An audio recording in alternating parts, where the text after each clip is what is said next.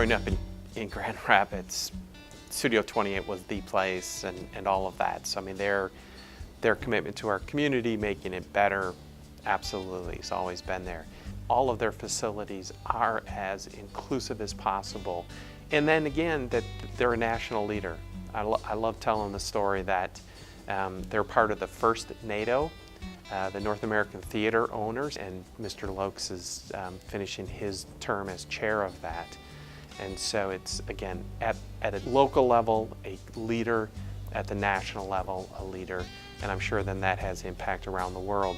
John Loeks took over the leadership at Loeks Theaters in 1990, and after about 4 or 5 years of really getting comfortable with the theater business and the theaters that we had, he decided he wanted to grow. And so we spent a lot of time visiting a lot of new theaters in the country, going into the theaters, looking, talking to the people who ran the theaters, talking to the guests that came into the theaters.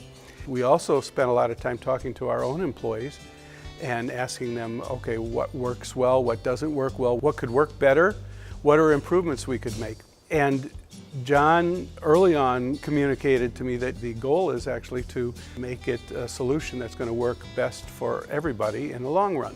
About 1999 was when we were doing a lot of these conversions. And John Loeks and I were talking about this and figured the best people to help us with this problem were the people that had these restrictions and these limitations.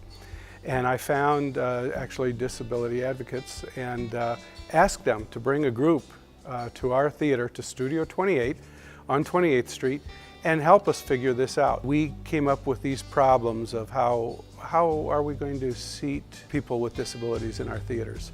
How about access to restrooms? What about being able to serve everyone at our concession stands? Now, in every city that we went to, almost every city, we tried to find a group similar to disability advocates and bring them in and help us with that design. I get hired in '95, and again, being the new guy to this, myself being new to the disability world, watching our staff person working with a person who worked at Studio 28 as an usher and working to create and improve this device that he used to take tickets, and how he was able to do that with within his physical abilities. And again, totally supported by the Loeks, saying, you know, hey, whatever you need to do, go do it. Well, I greet people as they enter, and then and then after their movie, I greet them as they depart. I share their tickets. I have to show people I like it here.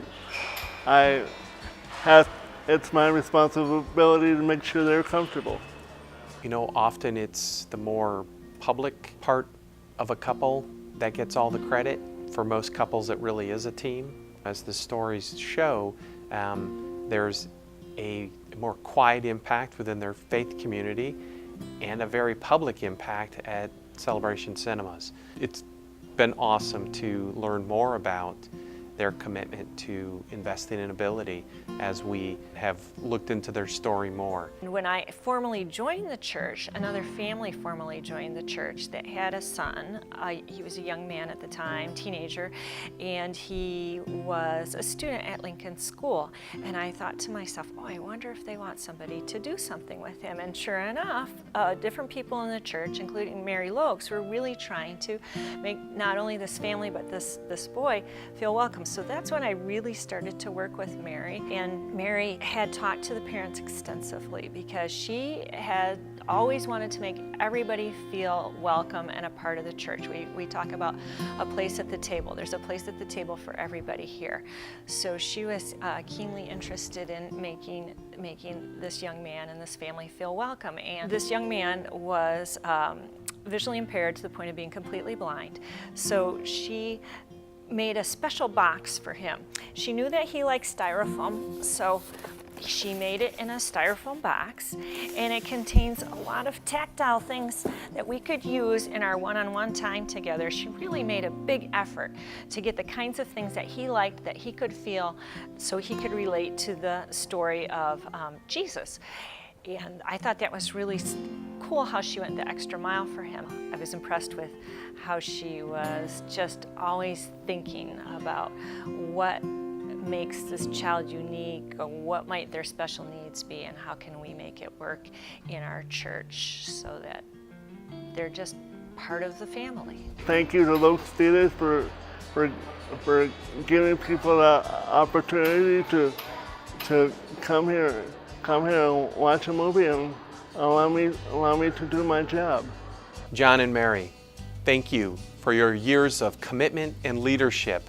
By investing in ability, you have truly made our community a more welcoming and inclusive place for everyone.